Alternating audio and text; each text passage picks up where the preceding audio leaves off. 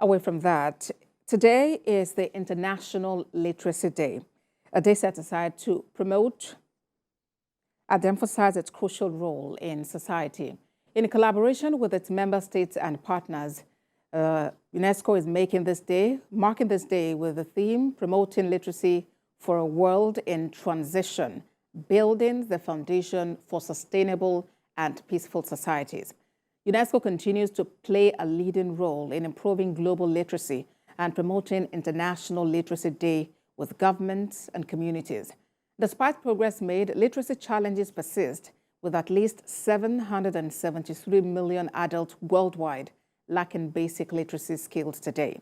With the primary goal of the International Literacy Day set to underscore the importance of literacy in people's lives, stakeholders in the education sector around the world have called for continued effort in ensuring that everyone has a chance to acquire the necessary literacy skills. I have joining me now to speak on the International Literacy Day, Vice Chancellor, Pan Atlantic University, Professor Enasi Akonedo. Thank you for joining us on The World Now. It's another International Literacy Day. Just how significant, really, is this day? Thank you very much. I'm happy to be here to discuss one of the things that is of great interest, not only to me, but should be to everyone. It's very important. Of course, we all know the importance of literacy, but you just read out the statistics of the number of young people and adults that lack basic literacy skills globally. It may interest you to know that of the 763 million young people, 2/3 of those people that lack those skills are in sub-Saharan Africa. When we come to Nigeria, we've made a bit of progress, but at least 1/3 of us still lack the basic literacy skills. So therefore, a day like today enables us to do a number of things. One is to call attention of all the world to the fact that people are still lagging behind in basic literacy skills. And the second, to celebrate how far we have come, because we have made a bit of progress, not as much, because if 1/3 of us in Nigeria still lack the basic literacy skills, in a world that is in transition, dynamic, and tech propelled, we need to be able to improve that. Thank you. Let's talk about practical steps now that can be taken to help boost literacy in Nigeria by government, individuals, organizations, and all stakeholders involved. Okay. Well, thank you. I mean, we know that government is the largest provider of education by virtue of the public school system, which is prevalent here, at least in the early childhood, primary and secondary level. However, I think that we need to think beyond just the government alone that's doing that. And you've just mentioned, how can we work with people? At IFA Reading Society, it's something that we're very committed to. We established the society several years ago with the sole objective of increasing literacy levels. And I'll just give a few examples of the things that we do to work together with government to increase literacy levels. Obviously, we all know that without literacy, we exclude people.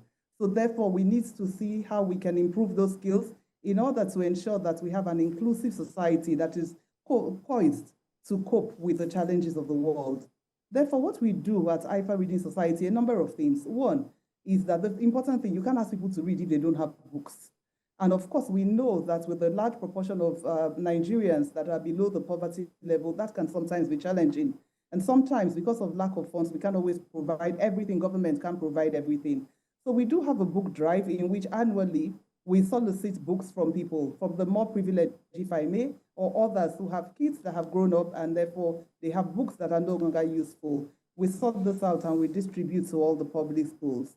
But I'm very proud of something that we've done that has increased the literacy levels, which is a Young Writers Award that we have, which is a competition for junior and secondary school students across several states. We do it in Lagos State, we do it in Enugu State, a competition for them to write essays. That's great, Prof. I think that is really great. But then let's also talk about the fact that whether incidentally or coincidentally, tomorrow, 9th of September, is International Day to Protect Education from Attacks. I'm wondering about how worried or concerned you are about the statistics of about 20 million Nigerian children being out of school at this time.